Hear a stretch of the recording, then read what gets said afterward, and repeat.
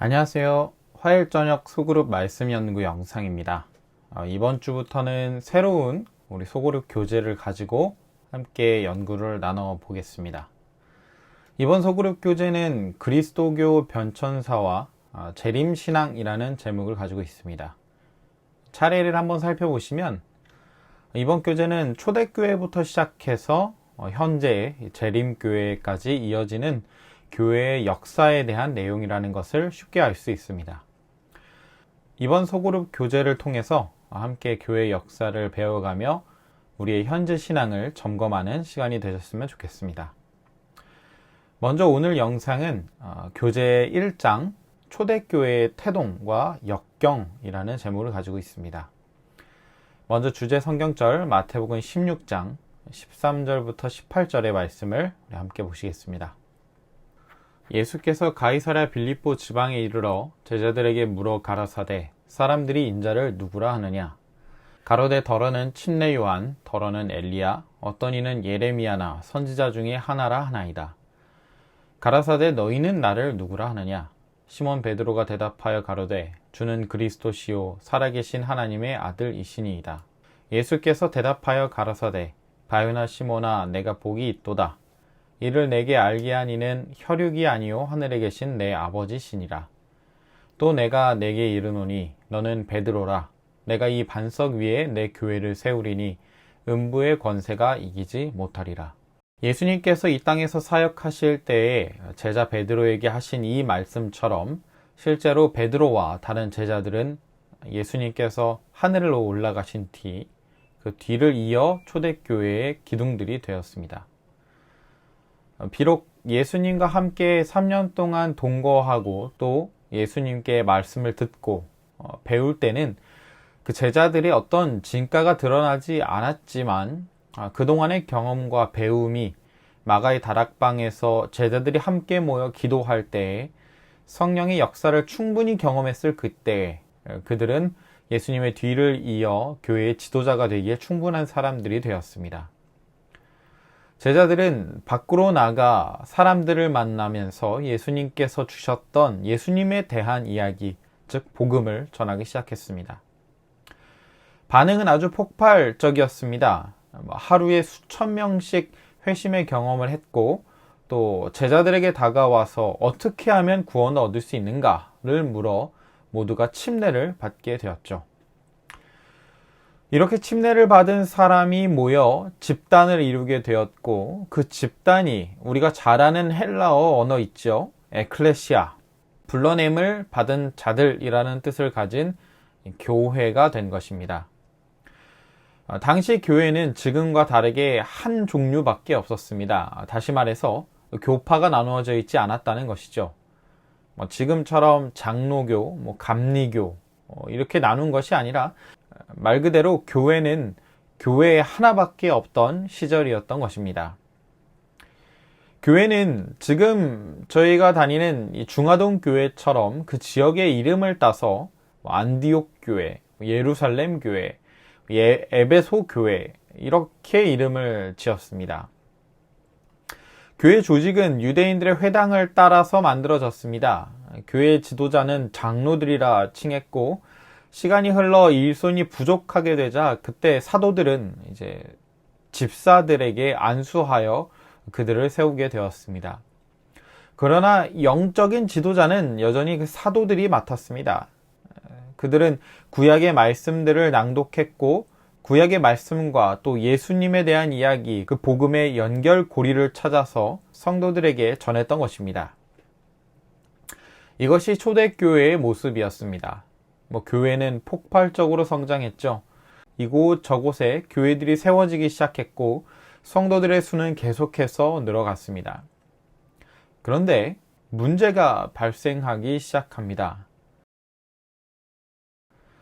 바로 당시 이스라엘을 지배하고 있던 로마와 유대인들 사이의 갈등 때문이었습니다. 유대인들 사이에선 계속해서 독립을 위한 의지들이 나타났고 로마는 당연히 이를 아주 불쾌하게 느꼈던 것이죠. 결국 로마인들은 유대인들을 더욱 억압하게 됐고 이것이 그들의 종교에까지 이어지게 된 것입니다. 대표적인 사례론 AD 132년 유대인 시몬 바르 코크바라는 사람이 지도자가 되어서 일어난 반란이 있습니다. 바르 코크바는 132년 로마에 대항하여 일어나서 예루살렘을 되찾는 데에는 성공했으나 결국 로마군에 의하여 3년간의 저항을 끝으로 135년 패하게 되었습니다. 당시 로마 황제였던 하드리아누스는 이 사건으로 인해 매우 분노했고 그 분노가 전 이스라엘의 유대교를 불법화하고 그들의 종교의식 자체를 사형죄로 엄금하는 데 이르고 말았습니다. 한순간이었습니다. 한순간에 모든 종교의식이 사라지게 되었습니다. 유대인들은 예배를 드리기 위하여 숨어 들어갈 수밖에 없는 상황에 처하게 된 것입니다. 단순히 이것이 유대교만의 문제가 아니라 한참 성장하고 있는 교회, 그리스도교도 같이 어려움에 처하게 되었다는 것입니다. 왜냐하면 로마인들이 보기엔 같은 날에 예배를 드리고 또 같은 신을 경배하는 유대교와 그리스도교나 별 차이가 없었기 때문에 교회도 마찬가지로 도망칠 수밖에 없게 된 것입니다. 교회를 향한 핍박이 시작되었습니다. 군인들은 안식일만 되면 온 동네를 돌아다니면서 예배드리는 사람이 있는지 없는지 찾아내기 위하여 혈안이었습니다. 어린아이들은 부모님의 품에서 겁에 질려 떨 수밖에 없었습니다. 아이들의 눈에 안식일이 어땠겠습니까? 안식일은 두려운 날, 도망쳐야 하는 날, 오지 않았으면 하는 날이었을 것입니다. 그렇게 목숨을 걸고 그리스도인들은 자신들의 신앙을 지켜왔던 것입니다.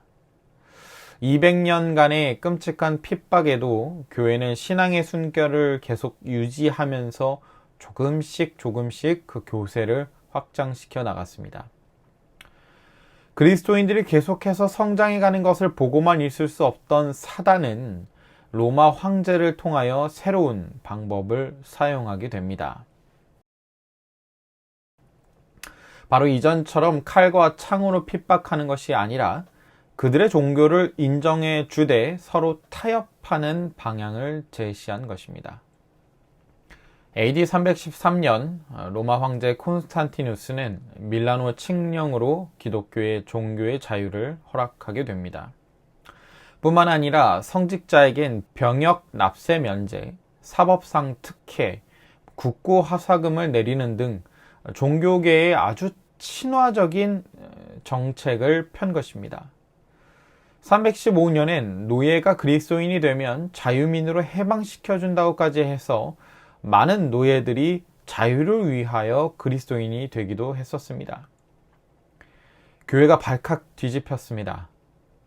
이제는 맘껏 찬미도 부를 수 있고 말씀도 볼 수 있고 기도도 할 수 있는 시대가 왔다고 생각한 것입니다.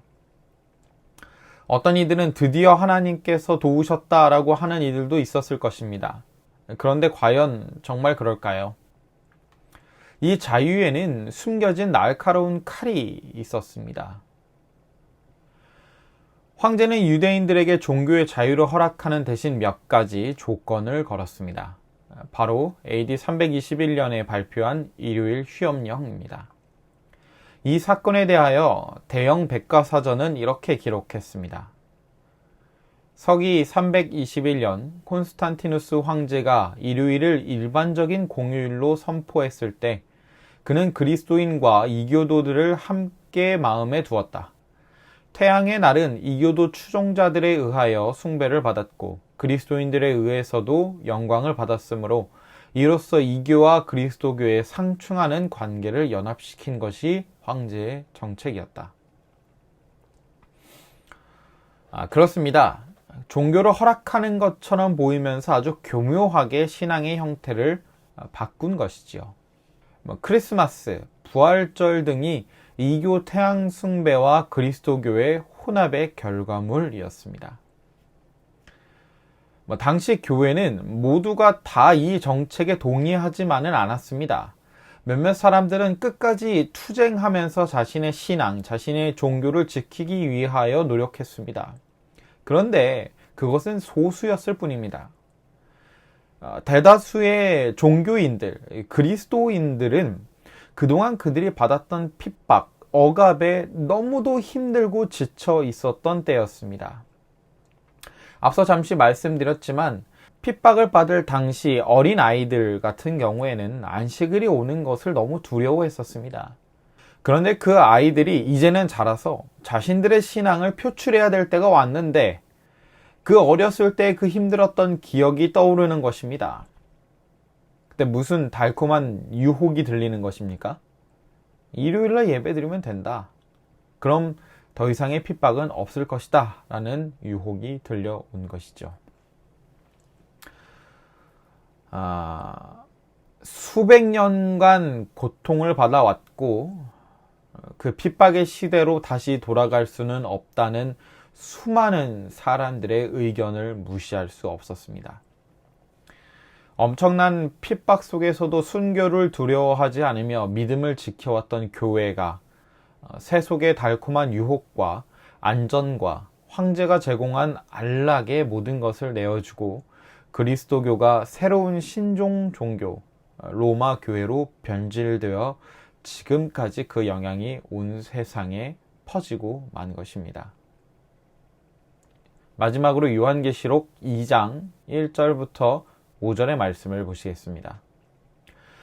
에베소 교회의 사자에게 편지하기를 오른손에 7별을 붙잡고 7 금촛대 사이를 다니는 이가 가라사대 내가 내 행위와 수고와 내 인내를 알고 또 악한 자들을 용납하지 아니한 것과 자칭 사도라 하되 아닌 자들을 시험하여 그 거짓된 것을 내가 드러낸 것과 또 내가 참고 내 이름을 위하여 견디고 게으르지 아니한 것을 아노라. 그러나 너를 책망할 것이 있나니 너의 처음 사랑을 버렸느니라. 그러므로 어디서 떨어진 것을 생각하고 회개하여 처음 행위를 가지라. 만일 그리하지 아니하고 회개치 아니하면 내가 내게 임하여 내 촛대를 자리에서 옮기리라. 처음 시작했을 때 그 감동이, 그 뜨거움이 점차 시간이 흐르면서 식어가고 점차 변질되어 이제는 오름이 거짓이 되어버린 시대를 우리는 살고 있습니다. 지금도 여전히 사단은 우리에게 이 세상의 안락, 평안, 즐거움을 얻기 위해서 세상과 타협하라고 유혹하고 있습니다. 이제 사회를 나가는 젊은 영혼들에게 세상의 달콤함은 엄청난 유혹이 될 것입니다. 그들은 자신의 신앙을 지키기 위해서 많은 것을 포기해야 한다는 시험을 겪게 될 것입니다. 여러분은 이런 유혹들을 어떻게 이겨내셨습니까? 여러분은 어떤 경험들이 있으십니까? 세속과 타협하지 않고 순결한 신앙을 계속 지켜내 나갈 수 있는 방법이 무엇이 있습니까? 각자 소그룹에서 함께 의견을 나눠 보시기 바랍니다. 초대교회, 뜨겁게 시작했던 부흥의 불길과 함께 시작했던 교회가 점차 시간이 흐르면서 세상과 타협하게 되었습니다. 이 사건을 통하여 우리는 지금 우리의 신앙을 돌아봐야 할 것입니다. 우리는 얼마나 타협하고 있는지, 우리는 얼마나 괜찮다라고 생각하면서 하나님의 말씀에 순종하지 않고 있는지 이 시간 다시 한번 점검하는 시간이 되었으면 좋겠습니다. 영상을 마치겠습니다. 감사합니다.